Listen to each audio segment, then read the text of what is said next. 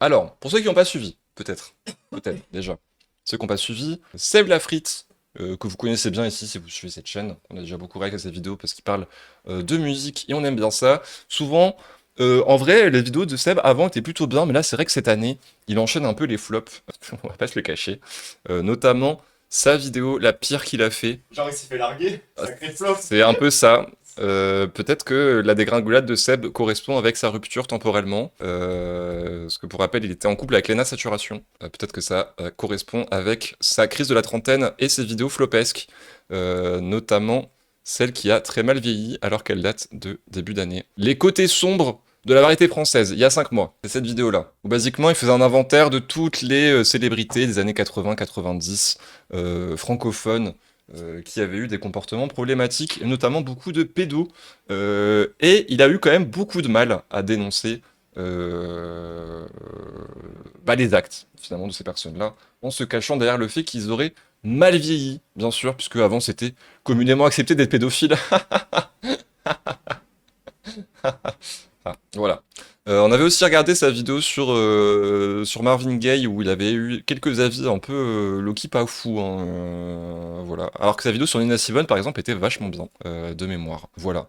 Et donc récemment, sa dernière vidéo date il y a 8 jours, qui s'appelle 30, un documentaire où Seb Lafrite, du haut de sa blancheur et de son capital, s'est permis d'aller visiter une personne qui habite sur une île.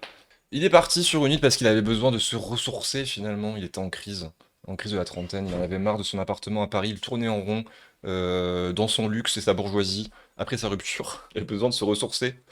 Et donc il est parti faire du tourisme, en emmenant sa caméra à 3000 €, son drone et son équipe, bien sûr, pour filmer la vie d'une personne qui vit en autonomie sur une île, dormir avec des moustiques, se plaindre énormément de ce que j'ai pu voir. Voilà, avoir des réflexions philosophiques telles Inoxtag sur sa montagne, mentalité Kaizen finalement. Mentalité Tahiti quoi. Un peu ça. C'est un peu ça. Bref, je vous passe pas le documentaire, vous l'avez peut-être déjà vu sur des streamers, streameuses, ou des images. En vrai, il y a des très belles images hein, dedans. Il nage avec des baleines, ça lui fait fort réfléchir. Blablabla. Regardez, ils n'ont rien, pourtant ils sont trop sympas. Vraiment, c'est un gros résumé, mais vraiment c'est ça quoi. Il trouve il donnera, mais il a tout. Non, mais c'est exactement ça. L'edit, cette phrase est presque dit à un moment dans la vidéo de mémoire, en mode cette personne qui vit en autonomie, elle a rien autour d'elle, mais pourtant, qu'est-ce qu'elle est lucide, quoi. Qu'est-ce qu'elle est lucide sur la vie, quoi. Voilà. Et du coup, je suis tombé sur un Reels slash TikTok slash ce que vous voulez d'une personne qui en parlait très très bien de ce fait que les blancs ont tendance à partir utiliser leurs privilèges blancs, utiliser l'impérialisme à des fins de développement personnel, ressourçage, je sais pas quoi, etc. C'est la BD de Ruffin de Seb ou quoi? Bah c'est un peu ça, en premier degré, ça tombe un peu dans la même chronologie, hein, on va pas se le cacher, ça tombe un peu mal, hein, ça tombe un peu mal. C'est à mi-chemin, je dirais que c'est à mi-chemin entre Necfeu, qui va à la Nouvelle-Orléans pour se rendre compte des dommages des catastrophes climatiques, et de Ruffin, qui se rend compte qu'en fait, enfin, qui essaie de prouver qu'il n'est pas raciste, alors qu'en fait, bah, voilà, bref. Donc je partage le contenu d'une personne qui s'appelle Sarah Mako, que je ne connais pas. Mais en tout cas, j'ai trouvé que sur ce sujet-là, elle était très très basée. Je vous enverrai le lien de son Instagram, bien évidemment, et voyons ce qu'elle a à nous dire. Le documentaire de Seb a agacé beaucoup de gens. Seb parle de son passage à la trentaine dans un documentaire qu'il a réalisé principalement en Polynésie. Je pense que son documentaire a été mal reçu pour des Ah voilà, c'était en Polynésie, c'était en Polynésie. raisons diverses et variées, mais je vais vous parler de ce que j'ai pu relever. Déjà, c'est une formule assez classique où les terres colonisées ou anciennement colonisées sont placées comme des espaces de challenge ou de ressourcement pour les Occidentaux. On observe Et ça, alors déjà c'est très vrai, mais c'est surtout dans la vidéo de Seb, c'est tellement transparent ce truc-là, ce côté hyper vas-y, je vais me challenger, je vais aller me ressourcer, me retrouver plus à travers de mes racines quoi finalement, hein, c'est vraiment ça, hein, c'est vraiment ça. Comme Inoxtag, mais bien sûr c'est vraiment ça, hein. d'ailleurs un mécanisme similaire et plus massif avec le tourisme à Bali. Ces territoires deviennent des fantasmes, notamment à travers le folklore de l'indigène, certes plus simple que nous, mais qui aurait quand même tout compris à la vie. Et dans la littérature, les Blancs ont toujours adoré faire ça. Diderot avait imaginé le personnage d'Auroux, un Tahitien qui critique les contradictions des Européens. L'Allemand Scheuermann avait pensé le personnage de Touyavi, aussi polynésien, qui nous permet, je le cite, de descendre un peu du haut de nos esprits vers la façon... Fais gaffe, on voit les MP. Ah merde. Psy. Attendez. Comment je fais? Comme ça? Oui. C'est pas grave, en vrai, c'est mes MP de mon compte pro, y a pas de souci. On va la regarder par-dessus Seb. On en était ici. Bon, je reprends, désolé, c'est bon. Scheuermann avait pensé le personnage de Touyavi, aussi polynésien, qui nous permet, je le cite, de descendre un peu du haut de nos esprits vers la façon plus simple de voir et de penser de cet insulaire des mers du Sud. J'ai pas forcément envie de vivre sur une île isolée, mais je me dis peut-être qu'un mode de vie plus simple, c'est ce qui me manque aujourd'hui. Les gens comme Hervé me donnent l'impression de s'attacher à l'essentiel.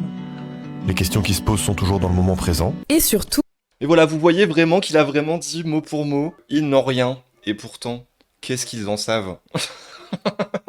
Et pourtant, ils savent tout. Vraiment, si je dois résumer ce truc, c'est vraiment, ils n'ont rien, et pourtant, ils savent tout, quoi. Genre, c'est vraiment ça. Hein. ce documentaire met en avant l'idée implicite que ce que vous n'aimez pas, c'est votre vie à Paris, c'est votre vie d'adulte. Alors que non, ce que vous n'aimez pas, c'est le capitalisme, c'est l'aliénation à la marchandise, c'est la déconnexion avec la nature, c'est le manque de communauté et par extension, le manque de pratiques culturelles équilibrées. Ça fait longtemps que les influenceurs n'ont plus les mêmes réalités politiques que leur public, et même indépendamment de leur public à eux, ce documentaire en particulier est criant en termes de déconnexion, puisque pendant que les peuples colonisés subissent les génocides, l'extractivisme et la surexploitation capitaliste dans sa globalité, la blanchité peut librement se promener, y compris dans leur territoire, tout en étant activement complice du statu quo. Puisque... Et oui, parce que si Seb peut se permettre d'aller se ressourcer en Polynésie française, c'est bien grâce à l'impérialisme, à la colonisation et à son capital énorme de gros bourgeois qu'il est. Voilà, tout simplement. Oui, parmi les sponsors de ce documentaire, on retrouve sans surprise Google. En fait, pour moi, le problème Attendez, quoi principal Attendez quoi? Il s'est fait sponsoriser par Google? Attendez quoi? complice du statu quo. Puisque oui, parmi les sponsors de ce documentaire, on retrouve sans surprise Google. Seb Lafrite s'est fait sponsoriser par Google pour aller en Polynésie française se ressourcer pour ses 30 ans. Moi j'appelle ça un afterwork. Hein. Je sais pas vous les gens, mais c'est une dinguerie. Ah oui, elle a l'air extrêmement aisée, je suis complètement d'accord. Hein. Vraiment, je la découvre sur ce Reels. Je suis allé voir quelques trucs qu'elle avait fait d'autres, c'est vraiment très très chouette. J'enverrai le lien de son compte juste après. Mais j'avais oublié cette information qui s'était fait sponsoriser par Google, enfin son documentaire de con de crise de la trentaine. Hein. Non, mais rendez-vous compte quand même de cette phrase. Un influenceur français fait une crise de la trentaine, il se fait sponsoriser par Google pour faire du tourisme en Polynésie française et rencontrer une personne qui vit en autonomie. Non mais genre, rendez-vous compte de les phrases que je viens de me prononcer quand même. Hein. En fait, pour moi, le problème principal de ce documentaire, c'est le manque de positionnalité de Seb. Il se présente comme un voyageur neutre en recherche de déconnexion et de spiritualité grâce aux autochtones polynésiens. Et ça donne une vision complètement apolitique et non située du voyage, où on oublie que la possibilité de fuir est un luxe occidental, parce que oui, on n'a pas tous les mêmes passeports, et évidemment un luxe bourgeois. En fait, faut read the room. Seb, les gens sont pauvres et malheureux, évidemment. Oui, enfin genre, en fait, je pense que Seb, de premier degré, ne s'est pas rendu compte, en postant ce documentaire, à quel point ça pouvait, genre, mettre des gens, premier degré, mal à l'aise, en fait. Enfin genre, il était tellement implicitement convaincu que son délire de crise de la trentaine allait parler à tout le monde, et que sa démarche, elle allait plaire, etc. Parce que, la vérité, ça va un peu dans la ligne de tout ce qu'il fait, et l'autre documentaire, enfin, il a déjà été en Amazonie, il a déjà fait des documentaires aussi, où il découvre des zones du monde, etc. Je pense, premier degré, qu'il ne s'est pas rendu compte du côté, genre, bourgeois, étalement de richesse, enfin, genre, vraiment, premier degré, hein. Elle est extrêmement basée, oui, mais pour moi, c'est un peu du surintellect. Je l'ai unfollow pour ça, mais bon, à mon avis, elle est giga basée dans le mouvement révolutionnaire et proche de NPA des mémoires. Ouais, bah en vrai, elle a l'air très basée, j'avoue. J'ai pas regardé non plus masse de son contenu, mais en tout cas, de ce que j'ai vu, c'était plutôt basique, quoi. Un peu le même peuple que hein. Bah oui, non, mais vraiment, c'est ça, hein. C'est ça, hein. C'est ça, c'est vraiment une espèce de redécouverte de soi, de se dépasser soi-même en habitant dans des conditions qui lui sortent du réel, etc. C'est quoi son pseudo? C'est Sarah Mako, mais vous inquiétez pas, dès qu'on a fini, je vous envoie le lien. C'est juste que si je clique sur son pseudo, ça va couper la vidéo, ça va être très chiant. Vraiment que si tu nous présentes un documentaire comme ça, bah les gens vont mal le prendre. Même si la démarche serait sincère pour lui, bah il y a quand même un malaise. Il y a un décalage entre les 30 ans du travailleur lambda et ceux de la bourgeoisie. Et oui, parce que je vous rappelle que moi, actuellement, j'ai 27 ans et je ne touche toujours pas assez d'argent pour pouvoir cotiser pour ma retraite, donc pour pouvoir aller faire une retraite spirituelle à mes 30 ans en Polynésie. Bah, c'est pas dans mon agenda, je vous avoue. Je ne peux pas me le permettre, tout simplement. Voilà. Et moi, dans les faits, je suis pas à dire qu'il faut plus partir, etc., etc. De toute façon, moi, je suis pour la liberté de circulation, pour l'abolition des frontières, donc je comprends que voyager puisse être premier degré, ressourçant, que ça puisse nous apprendre des choses sur nous-mêmes. Moi-même, je voyage, donc je suis pas de ceux qui vont dire qu'il faut plus du tout voyager. Oui, de toute façon, c'est pas le discours non plus d'empêcher les gens de voyager, etc., etc. C'est juste que il y a aussi tout le délire de la mise en scène, du fait qu'il est venu avec une équipe, du matériel, etc., etc.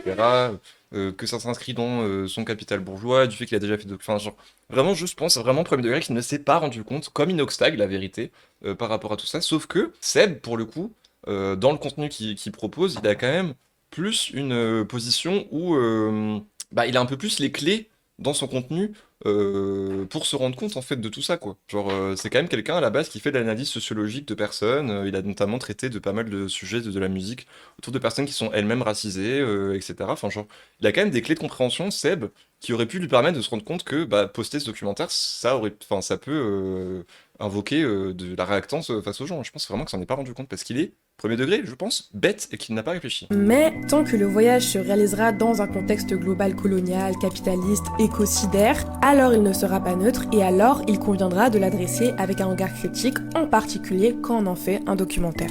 Pourquoi le documentaire de Voilà, Seb a agacé... extrêmement basé sa réponse, je trouve, et je vais vous envoyer tout de suite le lien vers son Insta. Donc, big shout out à Sarah Mako, incroyable, incroyable, très très basé son contenu. Donc voilà, on a un peu déjà une critique, déjà impérialiste de classe sur ce documentaire, et on va enchaîner avec la vidéo d'Adam Bros, du coup, qui est un contenu un peu plus long, qui va parler de ce même sujet. Et on va voir si Adam Bros nous fait vraiment son revirement marxiste finalement quoi. La semaine dernière, Seb a sorti son documentaire intitulé 30 qui suit son voyage en Polynésie en pleine crise existentielle.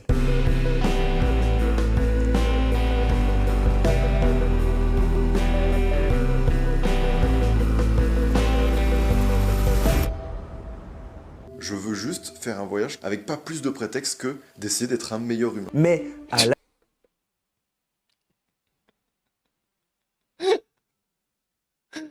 Je veux être un meilleur humain. Je vais donc dépenser des milliers d'euros et aller en Polynésie française pour me ressourcer. Je crois que c'est raté, Seb, désolé. En plus, genre vraiment, le fait que ça coïncide avec sa rupture, genre c'est tellement précis, je trouve.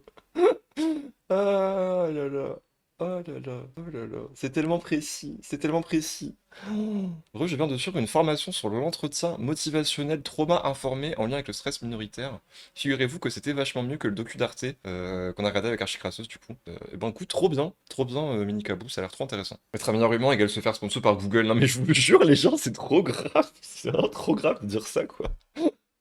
Oh là là. L'annonce du projet, en amont de sa sortie en salle, le film se fait déchirer sur les réseaux sociaux. Parce qu'il a quand même eu l'audace aussi de foutre ça au cinéma, hein.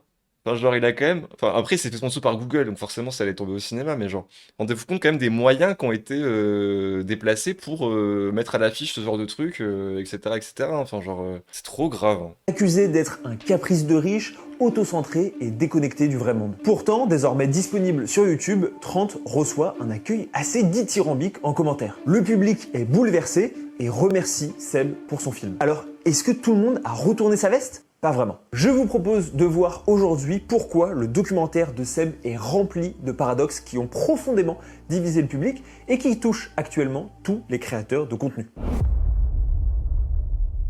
Alors, premièrement, comme disait Diane, je suis étonné que le premier chapitre de la vidéo d'Adam Bros s'appelle Fracture sociale. C'est bien ça que ça s'appelle comme ça? Fracture de classe, pardon. Incroyable. Incroyable. On est où là? On est chez Adam Communiste, Bros, le browser de Karl Marx, ou on est où là? De contenu. Fracture de classe, oui, pardon, je me suis trompé. Alors, juste avant de commencer, un peu de contexte supplémentaire. Ça fait plusieurs années que Seb réalise des documentaires de voyage en plus de ses Voilà, il a vidéos été au Kyrgyzstan, je sais qu'il a été en forêt amazonienne, etc., etc. de storytelling. Cette fois-ci d'ailleurs, il co-réalise avec Jérémy Lévipon et toute une boîte de prod à travailler dessus. Alors, je vais continuer à dire le film de Seb dans la vidéo par simplification. Vous m'en voudrez pas, mais c'est un ouvrage collectif. Comme je vous le disais en intro, le film s'est fait détruire à sa sortie, en particulier sur Twitter, et a été par contre très bien accueilli sur YouTube. Et je pense que c'est pas juste une affaire de rageux. Je vous ai demandé par exemple vos avis sur Instagram et vous étiez tout aussi divisés. Ça allait du c'était magnifique et touchant à scandale d'un influenceur qui a rien compris à la vie. Du coup, Et il y avait exactement la même critique sur le documentaire de Kaizen de Inoxtag, hein. C'était vraiment la même chose. Premier degré, c'était exactement la même chose. Genre une partie des gens, une partie du public étaient hyper touchés parce que voilà, ils ont vu des trucs qui les ont fait fort réfléchir. Ils ont arrêté de se baver dessus 30 secondes. Enfin non, en fait, ils continuent de se baver dessus, la vérité. Et une partie du public qui était là en mode bah analyse un petit peu politique quand même de ce qui est en train d'arriver et de se rendre compte que bah, c'est quand même un influenceur extrêmement bourgeois qui a envie de monter une énorme colline pour se prouver que c'est un bon humain, quoi, finalement. j'ai identifié les points de friction principaux et je vous propose qu'on voit ensemble pourquoi ils sont essentiels pour comprendre ce clivage. Le premier argument qui a été avancé par les détracteurs au moment de l'annonce est celui de la déconnexion. En partant se ressourcer à la découverte de la Polynésie, Seb aurait simplement fait un caprice de riche. Ça fait plusieurs fois qu'on en parle et pour moi, on assiste véritablement à une tendance d'opinion à l'encontre des influenceurs au global, notamment depuis le scandale des influx-voleurs. Il y a plein d'explications qui seraient intéressantes de creuser, mais je pense qu'ici, on a une bonne illustration de l'une d'entre elles. Après, par rapport aux influx-voleurs, il y a quand même une diff entre des gens qui veulent vendre des formations ou des produits sponsorisés par des marques random capitalistes et Seb qui se fait littéralement sponsorisé par Google pour faire un documentaire impérialiste. Enfin, genre, ok, c'est un influenceur dans les deux cas et il y a un espèce de truc où ça prend le public à l'envers, etc. Mais c'est quand même bizarrement comparable, je trouve, les deux. Bah, ça concerne la situation économique des créateurs de contenu. Pareil, on l'a déjà pas mal abordé, mais au départ, la relation entre les vidéastes et leur audience, elle repose sur une illusion d'horizontalité absolue. Le créateur et son public partagent les mêmes conditions matérielles et temporelles. Pour prendre l'exemple de Seb, il explique, c'est un gamin tout ce qu'il y a de plus classique, issu d'une famille lambda du sud de la France. Il a les mêmes passions et les mêmes conditions d'existence que son public. D'ailleurs, c'est là-dessus que s'ouvre le documentaire, avec une image d'archive de lui à cette période. Nous sommes... Oui, parce que tout le documentaire, il refait une espèce d'état des lieux de sa vie, d'où est-ce qu'il a grandi, qu'il a vécu en campagne, c'est un peu monsieur tout le monde, quoi, finalement, Seb Lafrite, hein, bien sûr, pour vous attendrir, pour vous faire croire qu'en fait, ça pourrait être vous, hein, finalement, cette personne, que vous pourriez avoir de l'empathie pour lui, parce que finalement, vous vivez les mêmes trucs, quoi. Non, pas du tout, Seb. Désolé, mais Seb, non, tu es un énorme bourgeois en fait, enfin désolé, hein, mais tu fais des vidéos YouTube avec plusieurs millions de vues, tu réalises des documentaires où tu peux littéralement amener une équipe en Polynésie pour te filmer toi en train de avoir une révélation sur comment c'est quoi le sens de la vie et être sponsorisé par putain de Google en fait. Enfin genre non, tu n'es pas monsieur tout le monde Seb, genre arrête avec ce narratif, personne n'y croit. Hein. Parce que tu te filmes encore dans ta chambre que genre t'es encore monsieur tout le monde, hein, genre vraiment. Le 25 décembre 2017, j'espère que se sera stabilisé. Mais petit à petit, le succès et le passage à l'âge adulte vont forcément créer une asymétrie. Tous les travaux des sociologues confirment que nos conditions matérielles d'existence... Quoi? Adam, camarade, brosse, là de prononcer la succession de mots conditions matérielles d'existence. Pardon?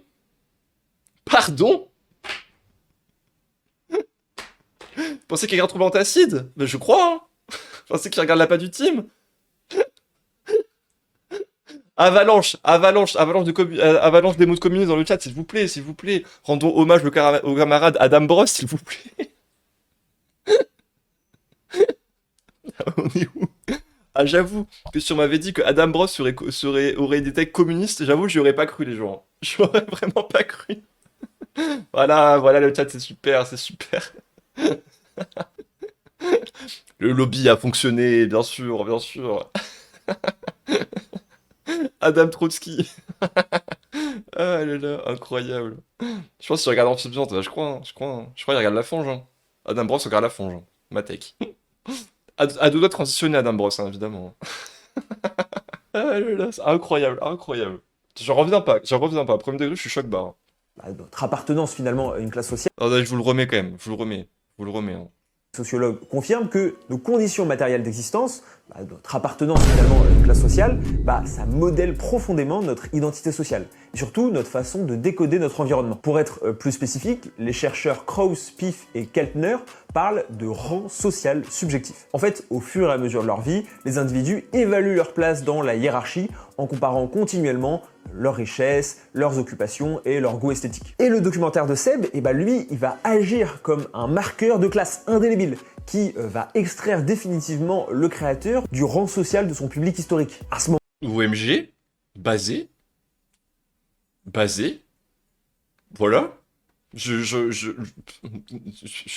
suis choc-barre de dire basé Adam Bros, mais basé, qu'est-ce qui se passe? là, en tant que spectateur moyen, on se rend bien compte que Seb n'a pas du tout le même train de vie que nous. Et donc, il y a clairement un risque d'érosion de la relation transparasociale. Et ça touche pas que Seb. Je trouve, par exemple, que Lena a pas trop mal géré cette transition jusqu'à présent en se transformant quasi en modèle pour les jeunes filles de son âge et pour les plus jeunes. Mais forcément, encore une fois, plus le public vieillit, plus cette différence va devenir difficile à soutenir. Dans son analyse How are you so rich? Do influencers owe us relatability? La journaliste Oh, l'accent anglais, il est compliqué quand même, Adam Bros, hein, mais c'est pas grave. Kate Lancaster souligne que l'exposition des voyages ou des biens luxueux est souvent perçue comme déconnectée, voire insultante par une audience du même âge qui subit, elle, de plein fouet l'inflation ou le chômage des jeunes, ce qui du coup les ramène à leur propre sentiment d'échec professionnel ou social. En gros, Qui la ramène à leur propre condition matérielle d'existence, et oui, c'est basé Adam Bros, OMG. quand on a 16 ou 18 ans et qu'on voit Squeezie ou Lena monter des empires, on trouve ça inspirant. Quand on en a 28, qu'on galère à trouver un emploi et qu'on prend conscience que leur fortune repose sur notre attention, forcément, c'est plus difficile à accepter. Selon l'étude They Shouldn't Be Richer Than Me, l'exposition visuelle à la richesse sur les plateformes génère véritablement un sentiment de colère et de ressentiment, né de cette perception d'être privé d'un statut ou d'un confort qui serait pourtant mérité. Et surtout, ce qui est intéressant pour nous par rapport au documentaire de Seb, c'est que cette étude démontre que ce ressentiment est d'autant plus violent quand on se compare à des individus perçus comme nos pairs. C'est précisément Exactement, et c'est ça que je vous disais, où c'est extrêmement vicieux le fait que dans son début de documentaire, il nous rappelle que il vient, qu'il habitait en campagne, qu'il y avait rien à faire quand il était petit, qu'il continue à se dans sa chambre, etc. C'est parce que ça le rend attendrissant. On a l'impression qu'on peut avoir de l'empathie avec lui, que c'est une personne totalement lambda. Il parle comme s'il faisait des documentaires, comme s'il trouvait des sujets, alors etc. Alors que Seb est capable d'avoir, je rappelle, une boîte de prod qui vient avec lui en Polynésie française, se faire sponsoriser par putain de Google, faire un documentaire sur sa crise de la trentaine et qu'il soit diffusé dans des putains de cinéma. Genre, ce n'est pas une personne lambda comme vous et moi, etc., etc. Enfin, genre, faut arrêter que ce narratif, en fait. Hein. parce que le public a vu Seb comme un semblable, qu'il rejette aujourd'hui cet aspect, même si ce dernier... Oui, c'est vraiment de la performance de précarité, je suis complètement d'accord avec toi, Annabelle Herpen. Enfin, c'est vraiment de la performance de classe, qui n'est pas la sienne, quoi. Parce que clairement, il est passé, il est passé clairement dans la classe bourgeoise, Seb. Voilà, faut l'accepter, quoi. pas vraiment s'en extraire. Et typiquement, je trouve que c'est dommage parce que c'est une perspective qui est absente du documentaire. Contrairement à Lena qui avait amendé, souvenez-vous, son générique des vlogs d'août pour y répondre, ici Seb efface un peu cette distinction. Ce qui veut pas dire que c'est... Bon, après, Lena, il y a des choses à dire, hein, tout son arc développement personnel, etc., etc. Voilà, c'est pas non plus tout rose du côté de Lena Saturation. Soyons quand même sérieux 30 secondes. Hein. Une mauvaise solution. Dans son article, Kate Lancaster explique que les influenceurs sont un peu pris au piège. Si ils exposent leurs privilèges, ils sont accusés d'être déconnectés de la réalité économique de leur communauté. Mais à l'inverse, s'ils tentent de masquer leur richesse pour préserver un semblant de simplicité, ils sont immédiatement accusés d'hypocrisie et de dissimulation de leurs privilèges. Pourtant, cette problématique doit être une partie considérable de la crise de la trentaine de Seb. D'ailleurs, sa solution à cette crise le démontre bien. Mais bon, on y reviendra. Son mode de vie à cet âge n'est probablement pas le même que celui de sa famille, ou même de ses amis d'enfance, ni même de son public. Il évolue dans un milieu social différent, et sans vouloir trop m'avancer sur la richesse ou non de sa famille, il ressemble plus à un transfuge de classe, à savoir quelqu'un qui a connu... OMG, il a prononcé le mot transfuge de classe. Adam Bros prononce les mots transfuge de classe, mais où est-ce qu'on est? Allô? Oui, très bonne analyse, Adam Bros, bravo à toi, basé, effectivement, oui. Une ascension sociale. Seb dit lui-même avoir l'impression de regarder quelqu'un d'autre face aux vidéos de lui enfant. Ça peut paraître bizarre, mais j'ai toujours un petit malaise quand je revois des images de mon enfance. Parce que j'ai le sentiment de regarder quelqu'un d'autre. Bah oui, parce que tu n'appartiens plus à la classe dans laquelle tu es né. Tu as eu un élèvement social par le patrimoine que tu as pu accumuler, etc., etc. Genre, effectivement. Effectivement. Parce que c'est vrai, tu es déconnecté de là d'où tu viens, parce que tu es un tranchus de classe. Tu es devenu un bourgeois, Seb. Tu es devenu un bourgeois. Comme si c'était une autre vie. Quand il se livre sur la distance qui s'est créée avec ses proches, il aurait pu mentionner cet aspect. Mais il a préféré, par pudeur ou par prudence, l'écarter complètement. Au point de se retrouver avec quelques scènes qui frôlent parfois la rhétorique du « ces gens n'ont rien, mais pourtant ils ont tout », qui empêche de remettre en question les conditions sociales matérielles. Comme si, finalement, Mais qu'est-ce qui se passe? Qu'est-ce qui se passe, Adam Bros? Pardon, mais je suis... mais what the fuck? Basé, voilà. Voilà, c'est super comme discours. Incroyable.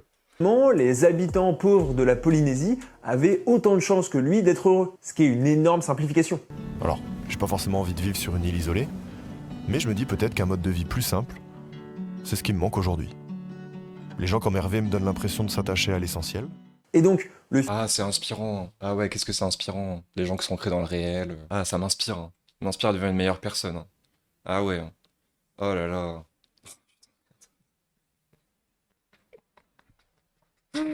Oh. film révèle un peu malgré lui des structures qu'il analyse jamais explicitement. Et bon, c'est compréhensible. Déjà, car ça a marché. Dans les commentaires de sa vidéo, personne ne mentionne cet aspect. La crise de la trentaine et de manière générale, l'introspection liée au temps qui passe, c'est universel. Elle ne nous touche pas tous de la même manière, mais ça a des caractéristiques communes. Lorsque Seb se montre touché par la perte de son oncle, il n'est plus question de statut social dans la manière d'appréhender le deuil. Et enfin, la raison pour laquelle Seb ne Oui, parce qu'il y a un passage, si vous n'avez pas suivi le documentaire, que vous n'avez pas vu, il y a un passage un peu émouvant où il apprend pendant qu'il est en déplacement que son oncle est décédé. Force à lui, en vrai, la vérité. Voilà.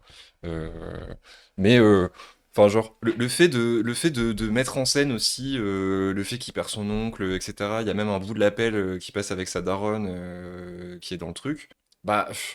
Je sais pas, moi je trouve il y a un côté où moi en tant que spectateur, j'avoue, ça me met un peu mal à l'aise. Genre, parce que j'ai l'impression qu'il essaie de m'attendrir par un truc, tu vois. Après, force à lui, à nouveau, force à lui, il a perdu un proche, voilà, force à sa famille et aux proches de la personne qui est décédée. Genre, voilà quoi. Mais, pas empêcher de penser quand même que dans le flot de documentaire où il est quand même en espèce de RP colon à se retrouver lui-même, voilà, et qu'il est en Polynésie, genre à faire ses trucs, et qu'il montre tout l'appel, voilà. Genre, enfin, je sais pas, j'avoue, il y a un espèce de côté où j'ai l'impression qu'il essaie de m'attendrir un peu, quoi. ne met pas en question et n'aborde pas cette thématique, c'est qu'il n'est pas vraiment en position de le faire. Il faut là, quand quelqu'un meurt dans notre famille, il n'y a pas 2 millions de personnes qui s'apitoient, enfin, je sais pas, genre, il y a un truc un peu bizarre de démonstration d'une certaine humanité, je sais pas, il y a un truc bizarre, quoi. Le public est extrêmement mainstream et n'attend pas de sa part une réflexivité aussi poussée. Il est sûrement Franchement, faire assassiner son oncle pour chialer pendant sa vidéo, c'est pas ouf, non mais wesh. Moi, je suis bien mouché dans des dauphins quand ça va pas. Vous êtes horrible, le chat, mais en vrai, je vous trouve un peu drôle quand même. difficile pour lui de proposer une analyse profonde des structures sociales et économiques qui conditionnent pourtant son existence. Évidemment, qu'à titre... Oui, c'est ça, moi, regardez, moi aussi j'ai des pépés dans la vie, regardez-moi, moi aussi j'ai des problèmes, je ne suis pas que un riche qui va en Polynésie, enfin genre, c'est un peu ça, hein, désolé, c'est touchant, premier degré, force à lui et à sa famille, mais genre, enfin, si tu réfléchis un peu 30 secondes, voilà quoi. personnel, je trouverais ça passionnant. Mais je pense que c'est pas C'est pas grave, Atomic, t'inquiète, on a tous vu le message, y a pas de souci. Il était super ton message, trop Journoski, t'inquiète pas.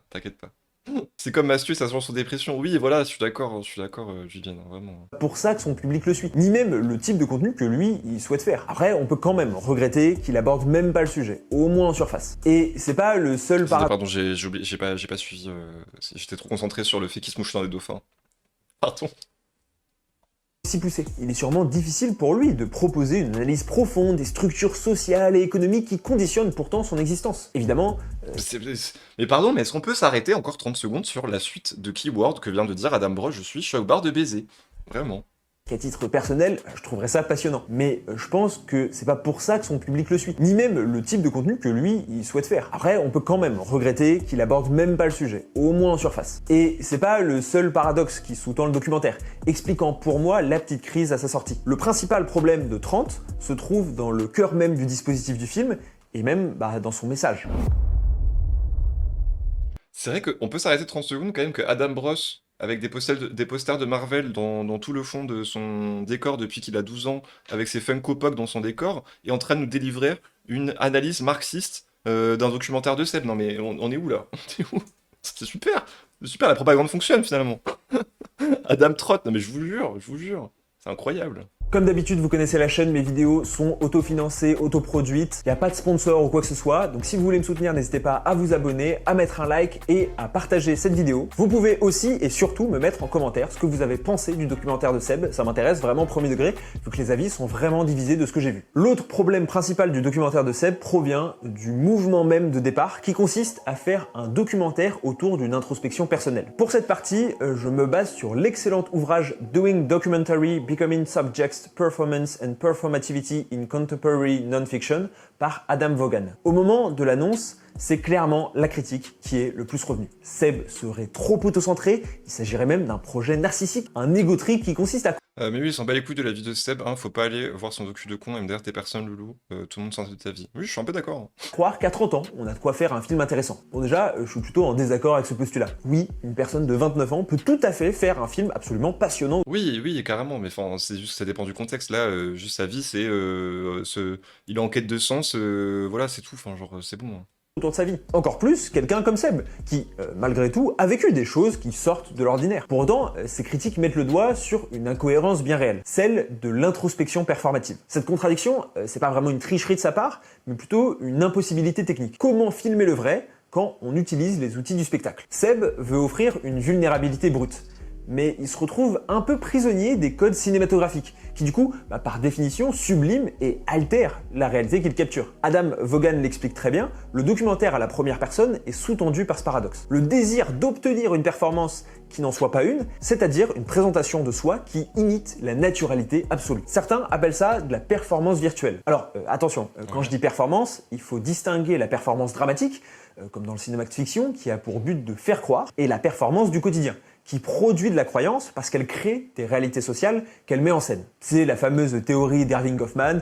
Par exemple, quand vous allez à un entretien d'embauche, vous allez... Et puis, en fait, surtout, genre, si on se pose quand même 30 secondes, si vraiment son narratif, c'est de mettre en scène... Enfin, si on prend... Attends, en fait, regardez les gens. Si on prend premier degré son désir de se ressourcer, retrouver une nouvelle personne, pourquoi est-ce que tu fais pas seul ça sans emmener une équipe et filmer des caméras? Genre, il y a quand même...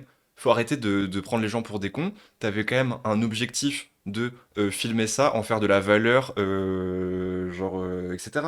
Enfin, en fait, ce discours de je veux me retrouver, etc., alors que t'emmènes toute une équipe de films et que tu te fais sponsoriser littéralement par Google, je n'y crois pas. Enfin, personne n'y croit en fait. Genre, premier degré, personne n'y croit. Oui, et tu peux pas être naturel quand forcément t'amènes une équipe de 5 personnes, des caméras à 12 000 euros, un drone, etc., etc. Enfin, genre, c'est bon. Hein.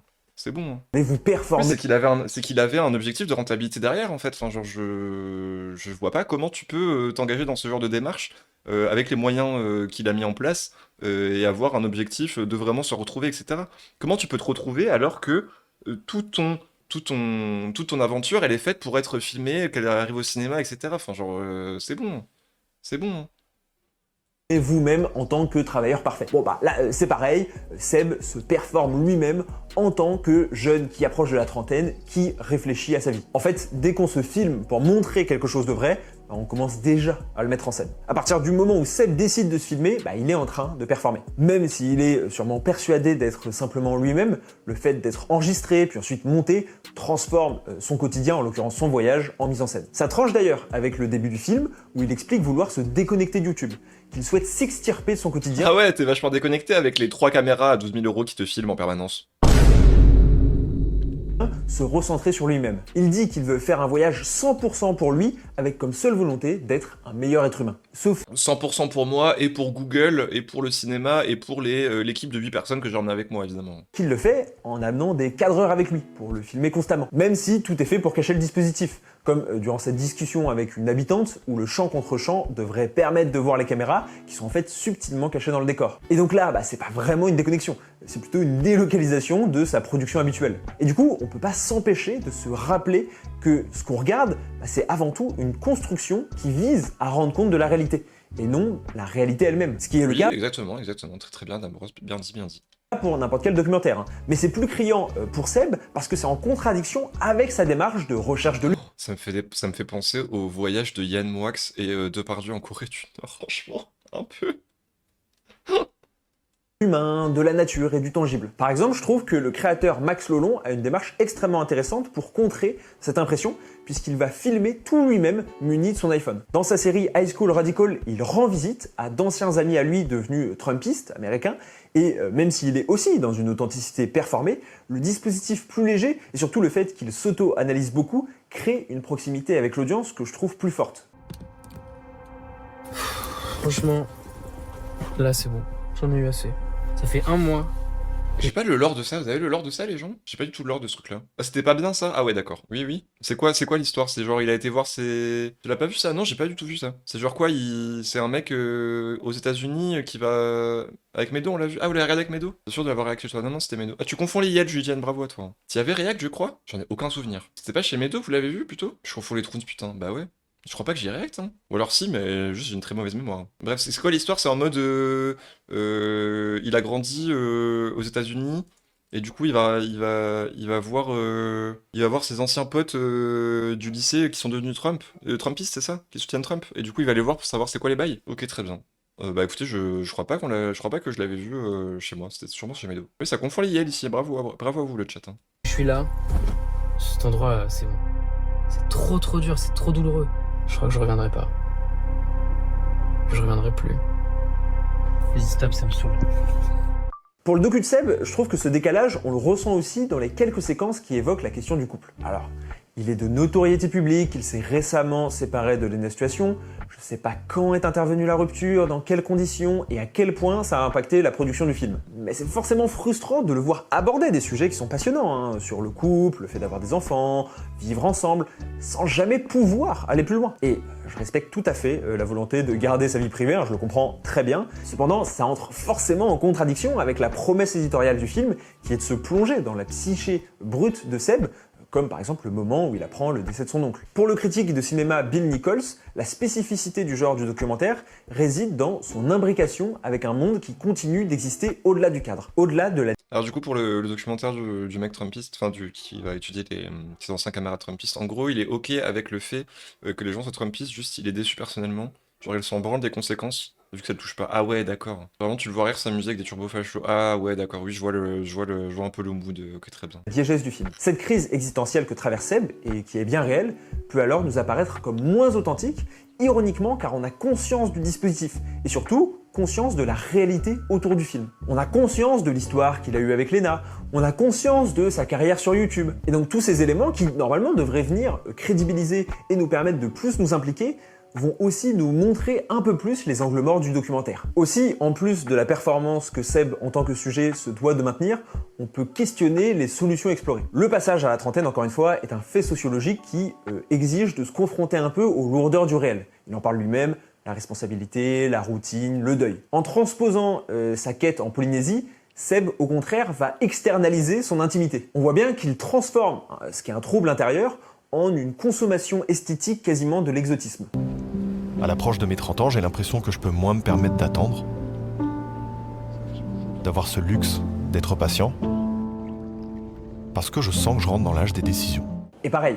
Oh là là, Seb, mais ta vie c'est du luxe, tu es sûrement millionnaire, de quoi tu parles? Il est loin d'être le seul et s'inscrit de manière générale dans un courant plus large de jeunes qui cherchent dans les voyages des réponses à des problèmes intérieurs. Et je trouve que c'est aussi très révélateur de toute une génération de créateurs de contenu qui a grandi sous l'œil du public et qui du coup pense également sa propre introspection personnelle comme étant un objet de consommation pour le public. Son premier réflexe n'est pas de se dire « je vais arrêter pendant 6 mois de faire des vidéos pour partir ». Oui voilà, c'est ce que je vous disais en fait, si premier degré, il avait vraiment une recherche de, après sa rupture, prendre du temps pour lui, essayer de se recentrer sur lui-même, c'est quoi ses envies, etc. Pourquoi est-ce que tu le fais pas en solo, en fait? Pourquoi est-ce que t'as amené une équipe et 12 000 caméras avec toi, en fait? Ta démarche n'est pas, n'est pas sincère. En fait, c'est ça le truc. C'est que ce documentaire n'est pas sincère. Et tu arrêtes pas de nous mettre des couches et des couches de trucs pour qu'on y croit et qu'on croit que tu es sincère, etc. Alors que ce n'est pas le cas. Ça se voit, en fait.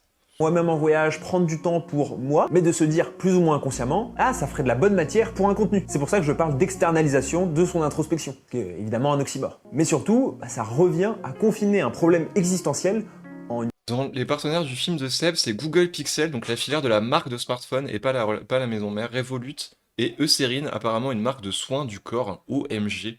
Ah oui, d'accord. Ah oui. Oui, très bien. solution très matérialiste. Pour les Ah, c'est fou quand même de faire une... En fait, à la limite, il aurait fait un partenariat avec Google Pixel, il aurait tout filmé son documentaire avec un Google Pixel, à la limite j'aurais compris, mais là, c'est quoi le rapport du coup? C'est juste t'as touché du pognon, frérot, genre, tranquille. T'as juste touché de l'argent, quoi. Et pareil pour les soins du corps et Revolut, enfin, genre, on est où en fait? On est fou. Ah oui, imaginez, ça aurait été fait avec Better Help, imaginez la dinguerie.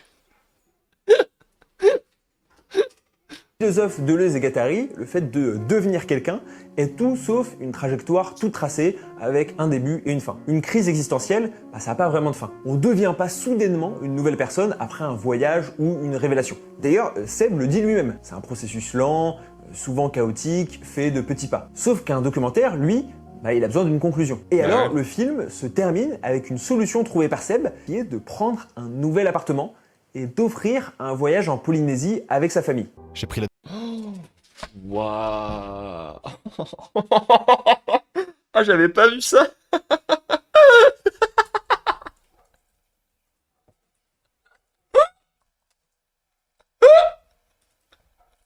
Le frérot, il a été en Polynésie. Il a bandé un mec qui habite littéralement dans une cabane qu'il a construit lui-même. Il a dormi dans un putain de hamac avec des millions de moustiques. Son premier réflexe en rentrant, c'est d'acheter un nouvel appartement et d'offrir un voyage le même à sa famille. Non mais genre, c'est genre, waouh.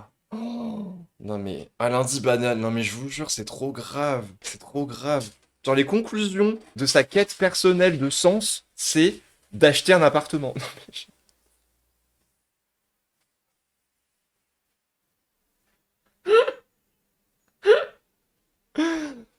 oh, oh là là, c'est trop grave. décision de déménager dans un nouvel appartement que j'ai envie de façonner à mon image. Une fois qu'il y aura les meubles, mais je vais pouvoir courir chez moi. Regardez, je vais courir.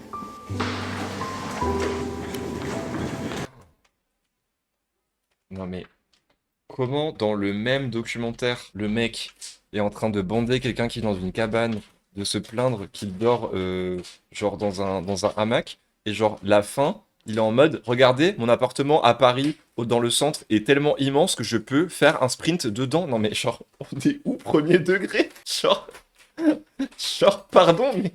Et son nouvel appartement, il est sponsorisé par Google aussi, ou... C'est trop grave. L'appart est trop fou. C'est bête, mais le simple fait de changer les murs autour de moi, je pense que ça change quelque chose à l'intérieur aussi. Et dans les deux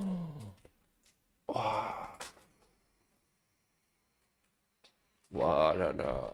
J'ai besoin d'un mode de vie plus simple, égal acheter un appartement, je peux courir dedans. Non mais... c'est trop grave. cas, on se retrouve face à une solution matérialiste, en opposition avec la promesse initiale de quête de soi. Une crise de la trentaine, ça se règle pas uniquement avec un voyage et un appartement. C'est un processus bien plus complexe, et je pense que Seb le sait lui-même. Mais pour les besoins du film, il faut un produit fini. Et donc une fin satisfaisante. Et c'est pour ça que c'est cette action qui conclut le documentaire. Ce qui, dans un sens, renvoie aussi à mon premier point, sur la différence de classe sociale. Tout le monde ne peut pas s'acheter un appartement ou un voyage en famille pour régler ses problèmes psychologiques. Et même si derrière, il y a un propos autour de la nécessité de se rapprocher de sa famille, il n'y a pas vraiment plus de développement. Est-ce qu'on peut vraiment lui reprocher de chercher une conclusion satisfaisante? Non, sans doute pas. C'est le dilemme de tout créateur de contenu. Et encore une fois, il faut que le film ait une fin, et une fin se doit d'être satisfaisante. Aussi imparfaite. Pas forcément. La vérité, la fin de son film, ça aurait été, écoutez, j'ai besoin de réfléchir par rapport à tout ça. Ça m'a apporté plein de choses sur lesquelles il faut que je réfléchisse parce que c'est un processus qui prend du temps. C'est une conclusion. Enfin, genre, t'es pas obligé de terminer en apothéose en mode, regardez, j'ai changé d'appart, je vais hyper bien. Enfin, genre, what the fuck en fait. Enfin, genre... Oh là là. Et matérialiste soit-elle. On peut pas filmer une errance existentielle, éternelle, et c'est ce besoin de produit fini qui entre ici en collision frontale avec la nature même d'une quête de sens. Bon, maintenant qu'on a dit tout ça et qu'on a abordé en profondeur les thématiques de friction du documentaire, comment expliquer que d'un côté les gens disent avoir pleuré dans les commentaires de la vidéo sur YouTube et que sur Twitter on voit encore des critiques qui démontent le film et qu'on retrouve aussi cette division, comme je le disais, dans les avis de ma communauté. Une première réponse tient dans un concept clé de la réception esthétique, l'horizon d'attente. En gros, quand on lance un film, on le regarde jamais avec un œil neuf. On arrive avec un bagage d'attente, forgé par tout ce qu'on a vécu. Pour la communauté de Seb, l'horizon d'attente était clair. C'était la suite logique d'une relation de confiance. Ils ont déjà vu ses précédents documentaires qui étaient plus centrés sur la découverte. 30 est venu confirmer cette complicité et même l'emmener un peu plus loin parce qu'il se dévoile un peu plus. Également, il faut dire qu'il est assez Oui, il se dévoile, hein, bien sûr, bien sûr. bien réalisé, les plans sont très jolis et le travail de la musique se fait ressentir. Mais pour un public plus extérieur et distant, Ça, par contre, c'est vrai que je peux le souligner. Genre, il y a des très belles images qui ont été prises. Il y a vraiment esthétiquement, il y a des trucs très stylés, etc., etc. Mais en fait, enfin, si c'est la seule critique positive du film que tu peux dire, c'est ça, qui vient littéralement du fait qu'il a été sponsorisé par Google et qu'il a pu venir faire une équipe, qu'il a pu venir prendre une équipe de 8 personnes avec lui, avec des caméras à 12 000 balles et un drone. Enfin bon, enfin, c'est bon, hein. l'horizon d'attente était au contraire saturé par le climat de défiance actuel envers les influenceurs. Ils attendent de voir une démonstration de privilège pour la confirmer. Et le docu leur donne exactement ce qu'ils attendaient. La preuve de l'embourgeoisement des influenceurs déconnectés des vraies problématiques des gens. Donc, c'est Seb qui a pris parce qu'il a cristallisé les critiques du moment. Encore plus avec l'annonce d'une projection dans les salles de cinéma en marge du Festival de Cannes. Mais ce qui s'est exprimé pour moi, c'est Festival de Cannes. Oh, il a fait. Ouah. Ah, mais le culot du gars, en fait. J'avais pas calé le truc temporel où il y a le Festival de Cannes en même temps. Oh. Ouah. Ah ouais. Ah ouais. Oh là là. Oh. surtout cette tendance qui monte fortement ces derniers temps d'un rejet global des influenceurs. Après, pour moi, tous les éléments qu'on a vus et qui sous-tendent le documentaire de Seb expliquent aussi cette réception divisée. Les paradoxes au sein de la production ont engendré forcément un paradoxe de réception. D'un côté, certains ont voulu pointer du doigt les angles morts du film, dans son traitement. Oui, je suis d'accord avec toi, Julien, c'est pas des critiques du moment, ça a toujours été le cas des critiques de Star System, bien sûr, hein. Enfin, franchement, oui, de fou, hein. C'est pas nouveau, hein, clairement. Des problématiques profondes, et de l'autre côté, Les influenceurs d'avant, juste, ils étaient tenus par des gros groupes et c'était pas des personnes individuelles, mais enfin, voilà quoi. une majorité va apprécier 30, parce qu'ils vont être touchés par le récit. Parce qu'on peut remettre en question l'authenticité qui est impossible à atteindre pour ce type de projet. On peut aussi questionner les choix éditoriaux, comme on l'a fait. Mais de la même manière que pour Kaizen, c'est par contre difficile de remettre en question l'honnêteté de Seb, qui semble avoir fait ce film sans aucun cynisme. Du coup, ça marche pour beaucoup. On s'attache à Seb, et surtout, on se sent touché par le cœur du film qui repose bien plus sur une expérience émotionnelle et humaine que véritablement sociale ou réflexive. 30 est donc peut-être la meilleure illustration de la position actuelle de Seb dans les rouages du système médiatique des créateurs de contenu. Invité au défilé de mode aussi bien qu'à Cannes, mais en même temps attaché à une approche plus artisanale, voire artistique. Est-ce qu'il veut devenir une marque ou un artiste ? Sûrement un peu des deux. Et du coup, il va chercher à filmer quelque chose de profondément humain et sincère. Et je pense qu'il y arrive par moments. Mais le simple fait qu'il le fasse à travers un dispositif aussi produit, aussi esthétique, aussi marqué socialement, empêche une partie du public d'y croire complètement. Encore plus en occultant les différentes contradictions qui l'entourent. Et c'est probablement pour ça que le documentaire a autant divisé. Parce qu'au fond, le public a pas seulement jugé le film, il a jugé ce que les influenceurs sont devenus en eux-mêmes. Voilà, j'espère que cette plus petite vidéo un peu plus légère pour revenir rapidement Mais sur fais-en plus, Adam Bross, c'était incroyable, c'était super, et des c'est créateurs de basé. contenu Franchement, vous bravo à aura toi. quand même intéressé. N'hésitez pas, comme je le disais, à mettre votre avis sur le sujet en commentaire. Est-ce que vous avez vu le docu de Seb ou pas, et qu'est-ce que vous en avez pensé? Quoi qu'il arrive, on se retrouve dans 2 semaines pour une prochaine vidéo. C'était Adam Bross. Ciao. Bah c'était super. Merde, non, j'ai cliqué sur le son fécond, je voulais pas, pardon. C'était super. Bravo Adam Bross. Franchement, bravo. Bienvenue dans la communauté des camarades. Je mets même un pouce sur ta vidéo, c'était super. Vraiment très très bien. Bravo à lui. Un jour à lui. Franchement bravo, hein. Je vous rappelle quand même que dans la même année, Seb a fait ce documentaire et il a sorti un album, hein. Genre, on oublie aussi le fait qu'il a sorti un album entre temps. Bon, album très moyen, on va se le cacher. Oui, Seb a fait un album, oui. Et une série. Comment ça, il y a une série aussi? Toi, il a fait une série aussi? Un album moyen comme le bout. Bah ouais, non, mais je suis d'accord, hein. Mais en fait, c'est genre sur Prime avec Sofiane. Mais oui, c'est vrai qu'il y a ça aussi. Genre, dans le même. Et les gens, on est en fucking début juin, donc en l'espace de quand même genre 6 mois. Le Boog, il a fait un documentaire sponsorisé par Google, une série sur Prime Video avec Sofiane, et il a sorti un album. Alors ça va la bourgeoisie là? Tranquille. En 5 mois, ouais. Genre. Bon, après, évidemment, c'est des processus qui prennent du temps, qui sont là depuis un moment, etc., etc. Mais, enfin... Oui, il est en introspection, bien sûr. Bien sûr, bien sûr. C'est Martine le frangin, mais je vous jure, c'est vraiment ça. C'est trop grave. Oh là là. Oh wesh. Incroyable. Ça va dispo sur Canal, by the way. Ok, d'accord. Eh ben, il en faut de l'argent pour se changer de dauphin quand même, hein. Parce que du coup, le film a mal vieilli, bah, déjà mal vieilli alors qu'il est sorti il y a littéralement combien de temps? Combien de temps le film est sorti de Seb là? Il est sorti il y a littéralement 8 jours. Le film sorti il y a 8 jours, ça a déjà mal vieilli. Oh là là. Bon, des bisous YouTube, c'est une capsule de ça. N'hésite pas à mettre un commentaire, à t'abonner, à me suivre sur Instagram et à venir sur Twitch. Je stream le lundi et le mercredi sur Twitch. Voilà. Des bisous YouTube. Ciao, ciao.